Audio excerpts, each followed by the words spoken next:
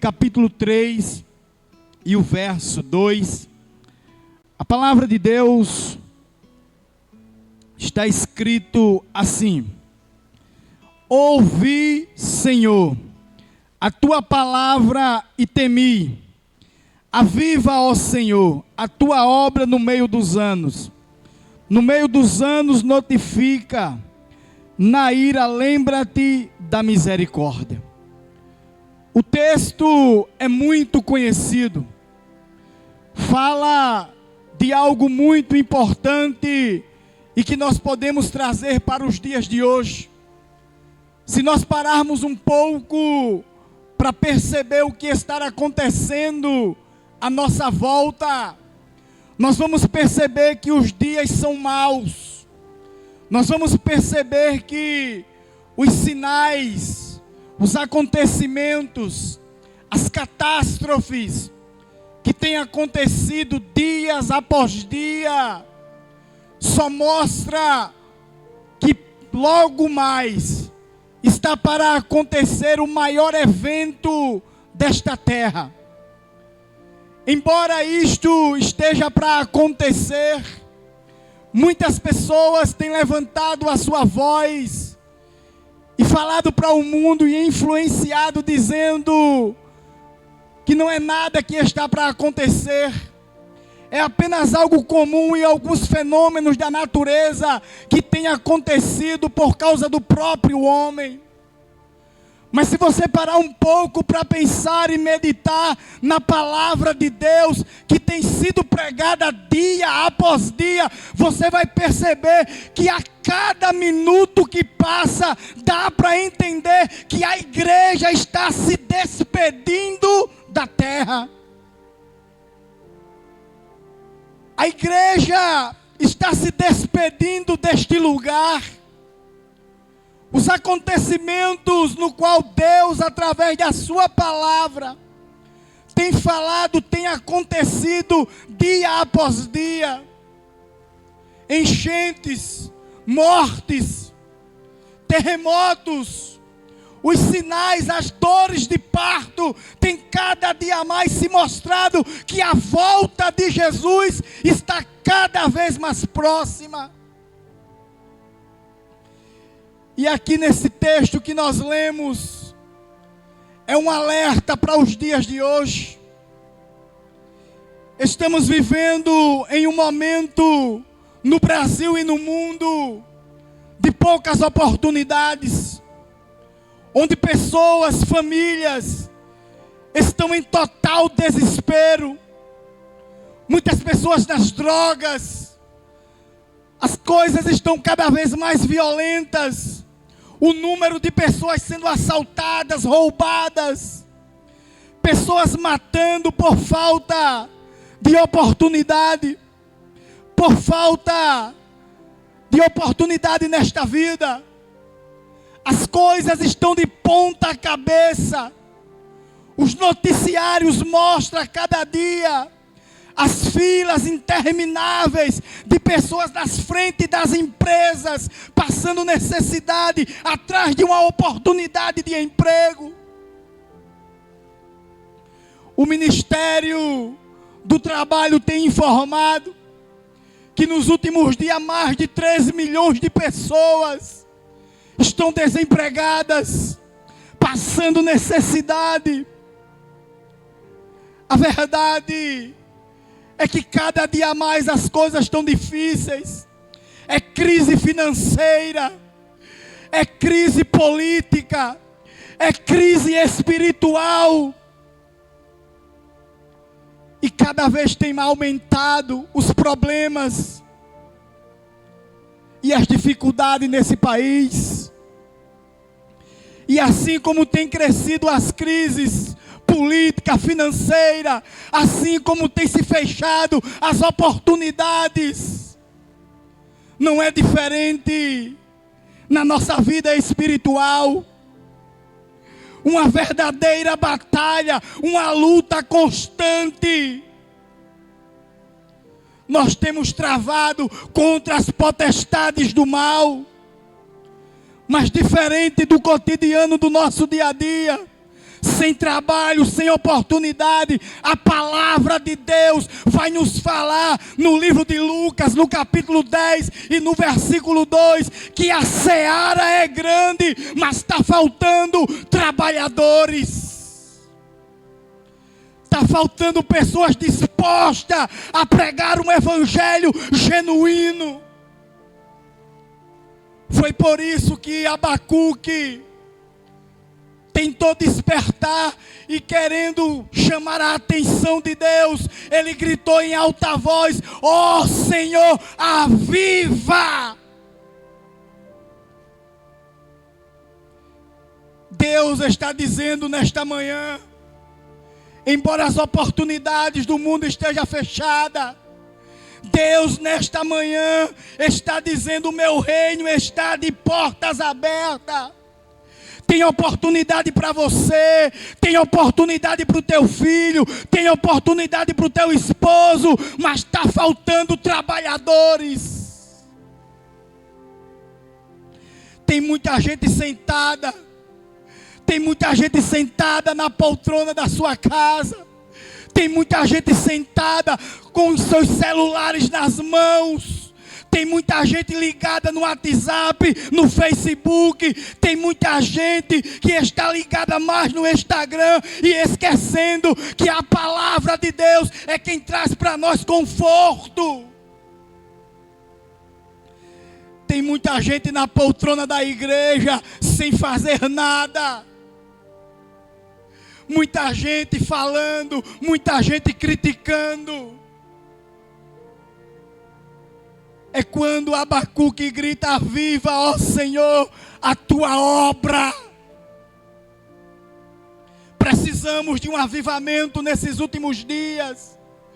Precisamos de um grande avivamento nesses últimos dias para impactar essa igreja, para impactar a cidade, para impactar este país. Muitas pessoas preocupadas com política, muitas pessoas preocupadas com partido, preocupadas com partido A, com partido B, e esquecendo-se que quem resolve mesmo é a transformação através do Evangelho de Cristo. Nos últimos dias na televisão, nos últimos dias nas redes sociais, tem uma palavra que tem se falado muito: resiliência. A palavra até é bonita, é chique, porque é uma palavra nova que as pessoas estão usando muito no seu dia a dia, porque fala de resistência, porque fala de superação, porque fala de vitória, porque fala de conquista.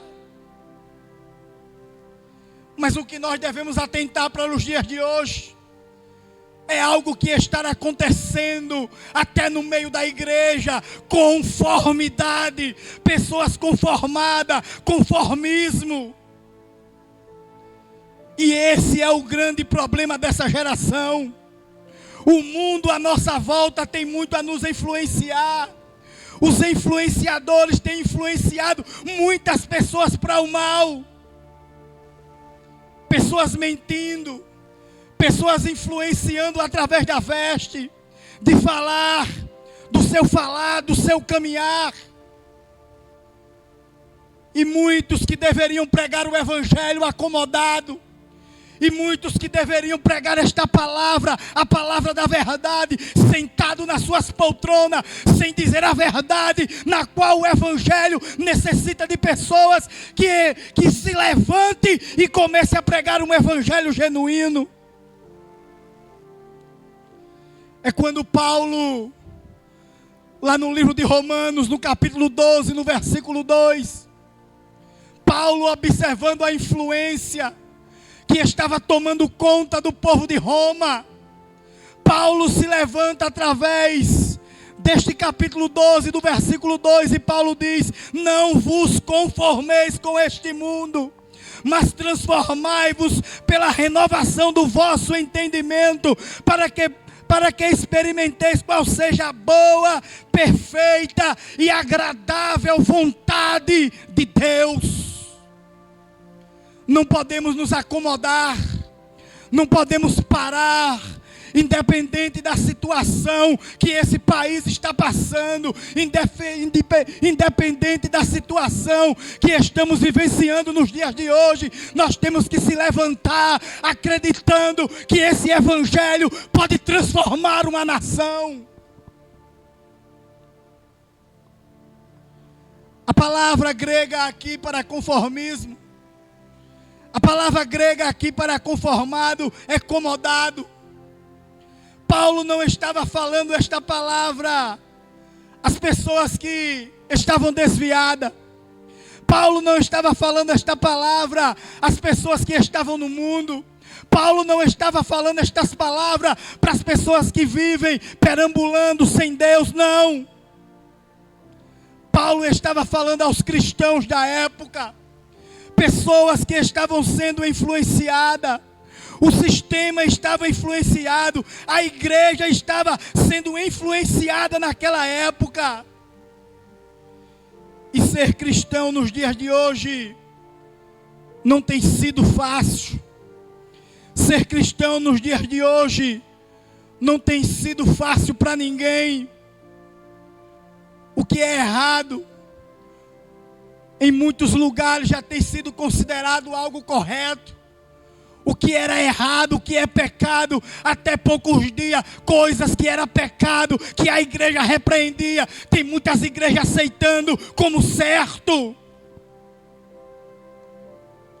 Estão achando normal, estão achando pecado normal, mundo afora, e tem muitas igrejas já aceitando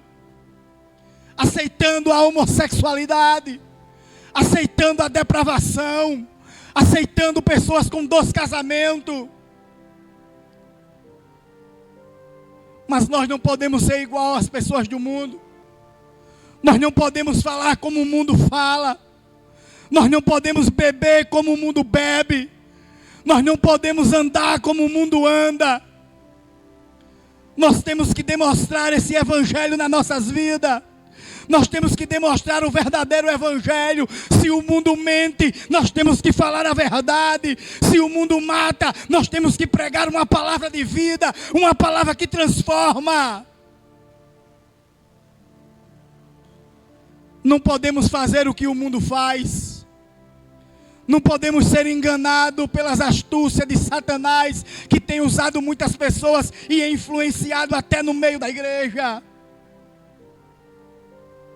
Foi por isso que Paulo disse: transformai-vos pela renovação do vosso entendimento. Era como Paulo estivesse dizendo, igual a Abacuque: ó Senhor, aviva a tua obra. Estremece a tua obra nos dias de hoje, para impactar esta cidade, para impactar este estado, para impactar este país. Mas ao invés de as pessoas se voltarem a Deus, as pessoas estão se voltando para pessoas que vivem no mundo, querem botar a sua responsabilidade em cima de presidente, em cima de qualquer pessoa. Coloca, deposita tudo nos pés de Jesus, para Deus fazer um avivamento nesta cidade. Os maus costumes têm invadido muitas igrejas por aí afora. Em 1 Coríntios, no capítulo 15, no versículo 33, a Bíblia com muita clareza vai dizer que as más companhias corrompem os bons costumes. E muita gente que era para estar pregando a palavra tem se influenciado. Os más costumes, a homossexualidade, os ritmos de candomblé, a prostituição e muitos males deste mundo têm influenciado e invadido a igreja mundo afora.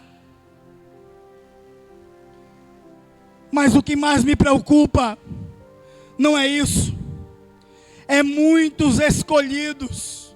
O que mais me preocupa não é o que está acontecendo.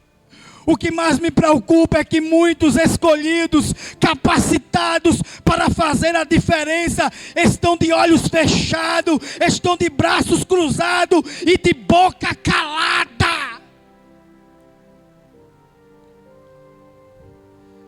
É por isso que Lucas, no capítulo 19, no versículo 40, Ele vai dizer, Ele diz através da sua palavra: se estes se calarem, até as pedras clamarão.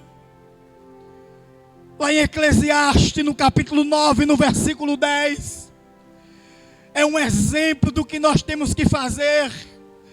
É um exemplo da palavra de Deus, que nós temos que dar continuidade, quando a palavra de Deus nos diz, em Eclesiastes 9, o versículo 10, tudo que vier às suas mãos para fazer, façam como com todas as suas forças. Não se acomode, não fique parado. Não podemos se calar, não podemos ficar de braços cruzados diante das afrontas de Satanás, diante das ameaças que o inimigo tem feito a mundo afora. Estamos nos últimos dias, estamos vivendo os últimos momentos da igreja. Os sinais já apontam que a qualquer momento Jesus vai voltar.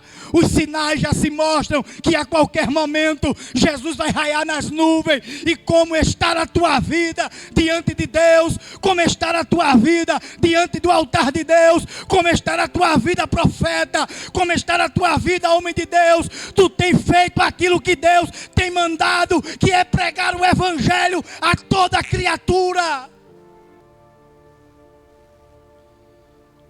Mas o que me parece, muitos que foram escolhidos, mas o que me parece, muitos que foram chamados, têm enricado.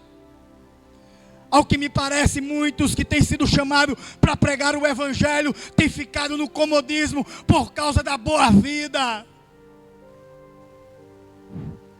Mas estamos chegando nos últimos dias.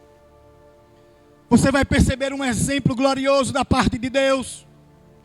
Lá em 1 Samuel, no capítulo 17, um menino chamado, ungido por Deus, chamado Davi. A Bíblia diz que ninguém acreditava nele, seus irmãos não acreditavam, sua família não acreditava, o rei não acreditava, o povo não acreditava. Ele, muitas das vezes, sendo rejeitado pelos irmãos, pela família, mas ele acreditava no Deus que ele servia. E a Bíblia vai mostrar aqui um momento crucial, quando Golias afrontava o povo de Deus, quando Golias afrontava o povo de Israel. A Bíblia vai mostrar que um homem cheio do Espírito Santo, um homem cheio de ousadia, um homem cheio de Deus, não se conforma. Um homem cheio de Deus, ainda um menino, não se conforma com a situação, não se conforma com as ameaças de Satanás, que usava aquele gigante naquele momento, afrontando o povo de Deus todos os dias, de manhã e à tarde. E ele decide reagir, e ele decide acreditar, e ele decide botar a sua fé em prova, porque ele acreditava num Deus que tinha poder, e que tem todo o poder no céu, na terra e debaixo da terra. Aviva a tua obra, Senhor. Nós precisamos de um avivamento genuíno para esse país. Nós precisamos de um avivamento genuíno para esta cidade. Muitas pessoas têm sido mortas, muitas pessoas têm sido ceifadas a tua vida, muitas pessoas têm sido arrastadas para o inferno por Satanás. Aviva, Senhor, a tua obra. Por muitos anos, nesse evangelho, por muitos anos eu achei que avivamento era outra coisa. Por muitos anos eu achei que avivamento era essa manifestação dentro da igreja. Mas a manifestação dentro da igreja é diferente de um avivamento genuíno. Avivamento é tornar a vida, é a exposição fiel da palavra de Deus, é a transformação na maneira de viver. Avivamento é uma obra extraordinária de Deus. E você vai perceber que no século XVIII, você vai perceber que neste século, na Inglaterra, o país estava passando por uma recessão muito grande. Os bares, os lugares, as pessoas adorando outros deuses. A Inglaterra estava tomada pelo descaso, pela prostituição e por um esfriamento espiritual da parte de Deus. As pessoas não queriam saber deste evangelho. As pessoas não queriam saber da igreja. As pessoas não queriam saber de estar nos pés de Jesus. Era prostituta em cada ponto da cidade. Era idolatria em cada ponto da cidade. Mas você vai perceber que naquele século, no ano 1734, levanta-se um homem cheio do Espírito Santo. Ele não levantou em oração, clamando para um presidente resolver. Ele não levantou em oração, acreditando que um político ia resolver. Mas ele colocou em fé, ele colocou em prática a sua fé, clamando, cheio do poder de Deus. E fez daquele lugar algo diferente. Um homem tomado pelo Espírito Santo, chamado John Wesley, começa a pregar em todos os países, começa a pregar em todos os bairros, e as pessoas começaram a deixar os bares, as pessoas começaram a deixar a prostituição, as pessoas começaram a deixar a idolatria e aceitarem a Jesus e a lotarem as igrejas. Isso é avivamento. Isso é um avivamento genuíno. Quando há transformação. Avivamento genuíno é quando as pessoas se convertem a Deus. É quando há transformação. Quando há diminuição do crime. Quando há diminuição das mortes. Isso é avivamento. E é impactar uma cidade pelo poder de Deus. Em Atos, no capítulo 1 e no versículo 8. Nesse livro você vai perceber a palavra de Deus falando com muita clareza. Quando ele disse, e recebereis poder, e serás minha testemunha. Que poder é esse? Esse poder é o poder do Evangelho. Esse poder é o poder do Espírito Santo, do renovo. Esse poder não é para você rolar no chão.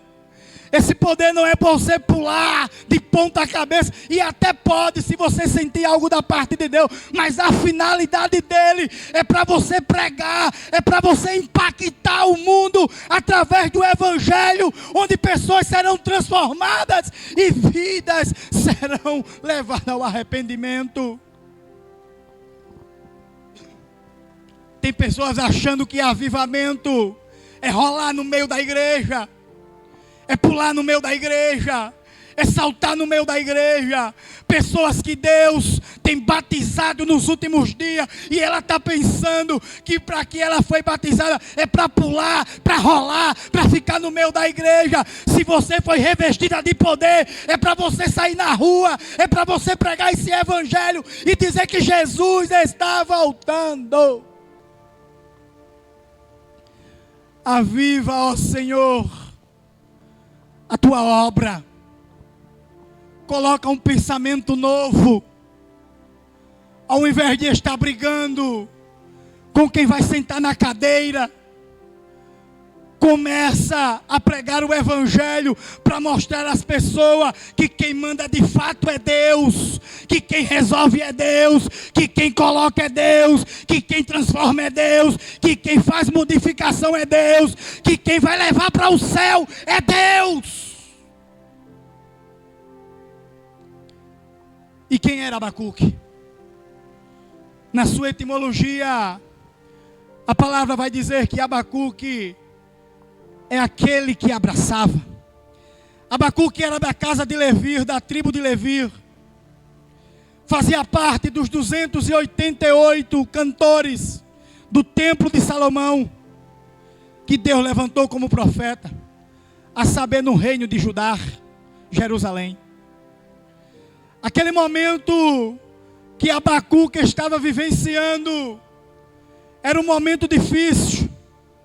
À época, muitos desvios espirituais, morais, rebeldia, idolatria tomava conta de Judá, Jerusalém. E isto estava incomodando Abacuque. Porque o verdadeiro cristão não se acomoda com as coisas que estão acontecendo aí fora. O verdadeiro cristão, ele não se acomoda às atrocidades que o diabo tem feito na cidade, na casa. Ele não aceita, ele repreende, ele parte para cima, ele bota joelho no chão, ele prega a palavra, para que haja arrependimento. É quando Abacuque começa a levantar um clamor por uma intervenção divina da parte de Deus. É quando Abacuque não se cala e começa a clamar a Deus por um avivamento, por uma intervenção da parte de Deus. E no capítulo 1 e o versículo 2 deste mesmo livro de Abacuque, ele grita: até quando, Senhor, clamarei eu e tu não me escutarás? Gritarei violência e não salvarás. Aquela situação estava sufocando Abacuque. Se nós observarmos a situação em nossa volta, é preocupante.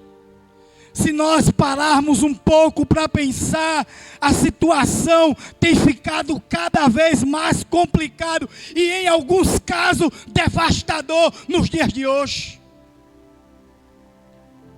É quando no capítulo 2 e no verso 2, ele tem uma visão dos babilônicos levando cativo o povo de Judá a Jerusalém.